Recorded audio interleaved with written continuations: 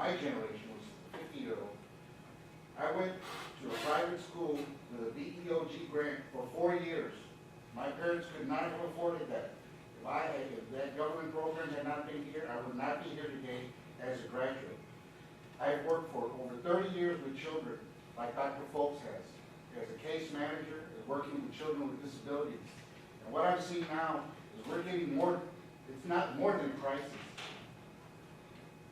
It's a failure. When you have failure, how long are people are patient? They will be patient for a long time. And then there comes a time when there's a change. And the Occupy movement may be the start of it. And then we're not going to have talks in legislatures and in stone buildings. We're going to have people knocking doors down, and people are going to get hurt. So it is our responsibility. And the millennial generation is trying to tell us that. We have better change, folks. Because when we have the night of the long knives that occurred in some country that was supposed to be the most civilized country at that time. And I'm talking about Nazi Germany. They had an economic crisis, and they wanted change. And they were frustrated, and there were feelings of nationalism. The 1%, there were certain parties that had certain agendas to enrich themselves and didn't care about the collective. And remember, there was a book written many years ago. It can happen here. It can happen here, folks. And we had better get serious about changing it. Because I'm 54 years old, and what do I see? Very little hope, man. We had better change.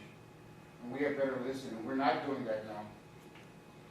What you have to understand, and I agree with a lot of what he said, it's politics. And your values are your politics. And, you know, how you vote and how you get involved and the things you are for, the things you are against are dictated by what your values are.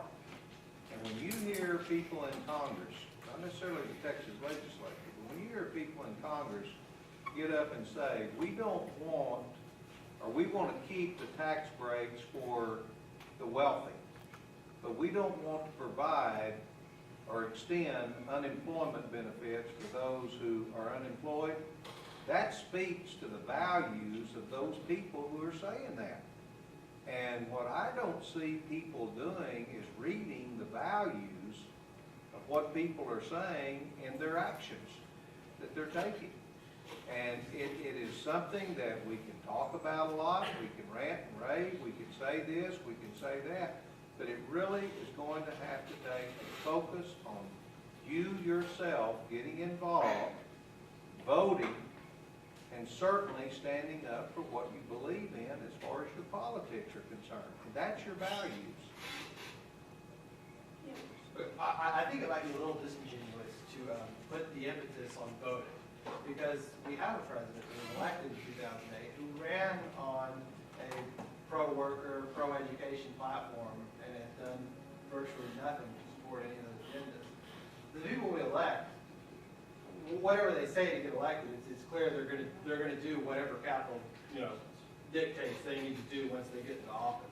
So the impetus we need to place is on things like the Save Our Schools rally, getting out on the street and becoming active, because we can't achieve change, and historically, you can't achieve change through voting process. You achieve change in the streets. You have the schools in Paris in the late 60s that revolted. You have the schools in Mexico that revolted over changing funding, changing tuition. You have the schools in Great Britain that just recently revolted over austerity programs. Those measures, the measures that they took, go out on the street, blackmail, whatever it was, it stopped. It stopped those government measures to harm the schools.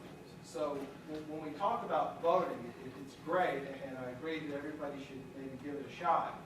But we need to be focusing on what we can do, what we can do on the streets, and what we can do in front of cameras, and not what we can do in the voting.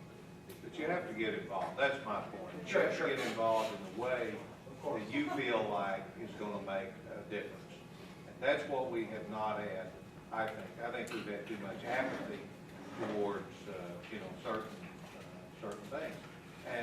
whether you're Democrat or Republican.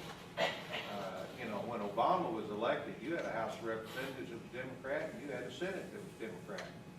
And not much happened, okay? And now, you've got nothing there, but, you know, it's just a total stalemate. Because their whole objective is to get Obama, you know, not elected. And by the same token, you know, the Democrats are saying, well, I don't want to do anything to support some of the concepts that the Republicans are proposing. And I don't know what you do about the gridlock that's there. It's difficult. Okay, Steve, Megan, 1 second. I want to say I agree with Dr. Folkson that you have to identify people's true values by what they do. And I think, like in the case with Obama, you know, he said some things to get elected, but if you were to look at the people that he had surrounding him, a lot of what he's done is not surprising. And then the second thing is, you know, it's great that people have the fire in their bellies to get out in the street, but I really think that if your strategy involves potentially getting arrested, coming into conflict physically, you're going to lose most of the people that would support your cause otherwise. If Alan was going up to the Capitol to knock down the door and, you know, stampede the building, I don't think I would go.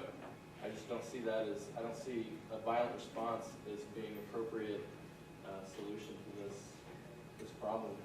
Well, I don't think anyone's advocating a violent response. To me, that's what it sounded like. No, not at all. You're getting aggressive. No, but I mean, you can't discount something like the civil rights movement, which was obviously a movement on the street, not a movement. It was not a reform movement by any means. The civil rights movement wasn't won through the NAACP. The civil rights movement was run through the SELC, and it was won through SNCC. It wasn't won through the courts and through the legislators. It was won because the people were on the streets, and the government just didn't have a choice in it. Yeah, that's a great example. Actually, I wrote an op-ed piece for the Austin paper that's coming out tomorrow about the rally coming up. And just was thinking about it the other night, and I grew up in Washington, D.C. I was 6 years old when the March on Washington in '54 happened, and for sure my family was not part of that march. You know, we were hiding out, you know, during those years. Everybody was scared to death in D.C. You know, we were hiding out. But it did get to a point where people weren't listened to, and the only place they could go was to the foot of that monument, and in those numbers, and it changed. That day changed America. And I do believe, and it's got to be multiple ways. We get up off our couches, and we get people out of there spending their credit cards out in Austin on 6th Street, and, you know, just racking up bills. There's a lot of behavior, you know, that people have got to get a hold of themselves and say, we do want to change this thing. I think you're absolutely right. We've got to. I mean, not just the millennial generation, but all of us have to get, but it's multiple ways. It's the teacher in the classroom that goes in day after day after day and does a good job, even when the testing system they don't believe in. But they still hang in there with that job, and it's always different ways. Everybody turns around and waves the president when things are going wrong in the country, but what you have to realize is that it's mostly Congress. They are the ones that make the laws. Quit voting Democrat, quit voting Republican, vote for the people that are most capable of doing the job. Everybody says your vote doesn't count. Well, it doesn't count if you don't get up off your couch and go in and vote. Also, so few people actually vote in this nation. On average, less than 500 people per county in this country show up and vote. If you want to fix the education problems, we have this huge defense budget. Well, isn't the best defense a good education? Shouldn't we turn around and take half that money we're spending for foreign affairs and foreign wars and put that towards the education system? You know, That's pretty much it. if I could say, you know, not just the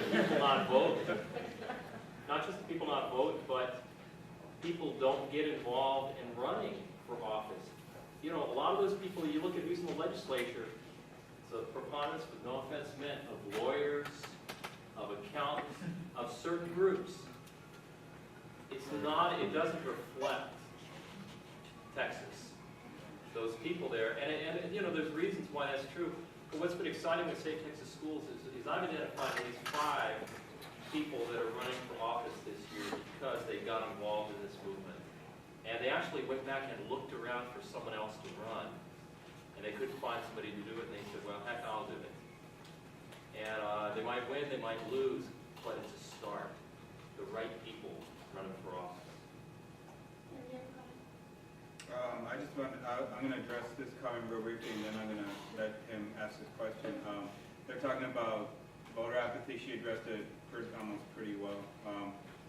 Maybe we get money out of politics and the issue of all these millions of unchecked lobbyism in politics, maybe voter apathy will increase. With the exception of the Obama election, voter turnout is an average of 20 to 30% of the country. That's how does 20 to 30% of the country elect their leaders, and it gets even worse at the local level. So. Professor, did you have a hand up? I guess I'll just go make a comment. It's really to agree with Alan. I mean, I think there's so much slack in the system. Many tactics can be helpful. The voter turnout in the state is one of the worst of all the 50 states. It's been low for a very long time. So I think when it comes to voting, a lot of people actually haven't been doing it. But that takes an education effort. You got to take the message to people, to tell them who the candidates are, what the values are that are behind the people in office. Connect the dots. So this is a good, this very tactic of having the teaching is a terrific start. It's one of the pieces that needs to be put in place. I also wanted to agree with Tim's comment on neoliberalism, because it goes to the issue of who's the they. It's mostly Republicans, but it's also a lot of Democrats that block the neoliberal line of privatizing education, turning public universities, which was a terrific breakthrough in the 1960s to create mass public higher education, to take the public institutions like UTSA and privatize them by raising the cost, by reducing the state legislature's tax support for the schools, and shifting the burden to the students and their families. And of course, if people haven't got the money, they borrow the money. And then they get you the second time, as Tim said, because they privatize the student support system from grants to loans by private banks. So that's what is that all about? That's neoliberalism. That's an ideology. And part of the education of it has to know to make those connections. What's the value? You need somebody, it could be parties, it could be individual candidates to speak up for the public sector. The public sector is good, but you've got to pay for it. It means we have to have higher taxes.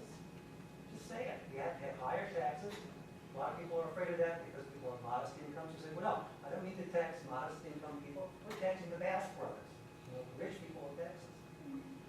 That's what the income tax would be for.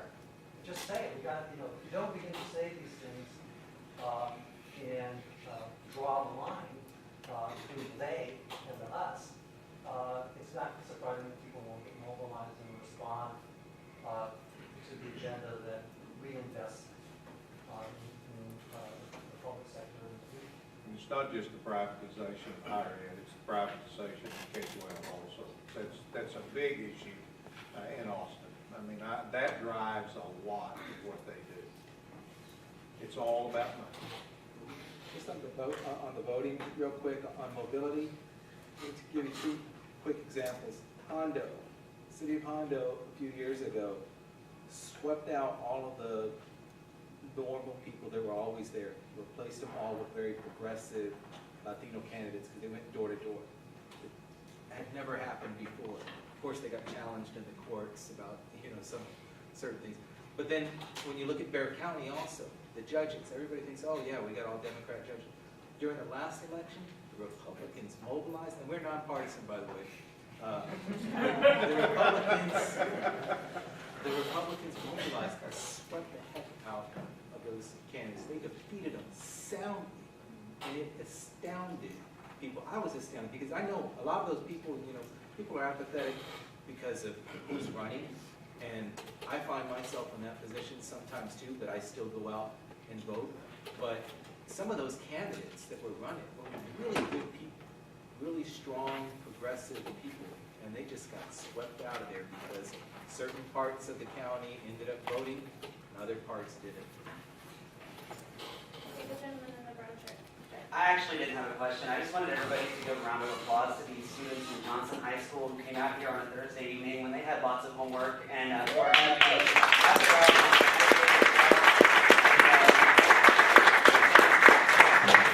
When I was 15 years old, I definitely wasn't attending forums on public education and funding issues. And so these kids are really impressive, and I just wanted them to be recognized. So.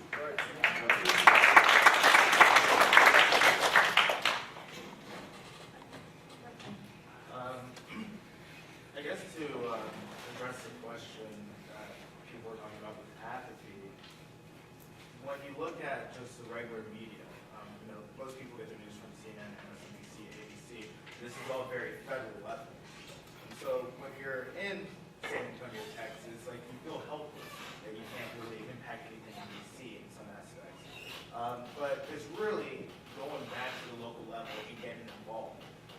Once you get at the local level, like you said, that a lot of these elections are won on 100 people. If you mobilize people to start at the local level, then the apathy will diminish. They're going to see that, hey, I've actually made a change. And then also, I have my issues with Obama big time. You have to keep these people accountable. That Obama did get elected, from unions. And what has he done? You have to keep these people accountable. You can't just vote them in and then forget about them for the next 4 years and just be like, okay, all right. You can't do that. And I think another thing also is like the cultural aspect of just America in general. That I think we have evolved, that we can take care of people, that this concept of rugged individualism, I think that it needs to be re-examined. That do we want to live in a country where we're going to have extremely, extremely wealthy people and we're going to have extremely poor people, or do we want to make it more equitable? Do we want people to have access and an opportunity to succeed? I think these are the questions that we need to ask these leaders. Because a lot of people still believe, like, okay, I don't mind if I'm rich and these people are poor. Like, no, that's bullshit. I'm sorry. You can't think like this. That's really immoral. And we have to re-examine our culture and our values. It's absolutely Final question? It's just a quick reflection. My name is Alice Sonia, and I grew up in Laredo, Texas, and in Ola de los Tamaulipas. And I kind of wanted to shine a light on the youth of these border towns, because my nieces and my nephews are living in a war zone right now. And here we are, sitting amongst our privileged, American man, but down there, it's really ugly right now, and I just wanted to shine a light on them, and I really hope that you all have a successful Saturday, and my thoughts will be with you. Absolutely. Okay, guys, we're going to wrap it up. We're going to get out of this auditorium. Thank you for attending tonight's panel discussion. SUSJ would like to invite you out to meetings every Thursday at 7:30 p.m. under the sombrea. Please remember to check out the tables on your way out, and have a good night. Thank you. We do have a quick announcement. We've got 20 seats open on the Texas, on the San Antonio, the American Federation of Teachers, on the buses from San Antonio. So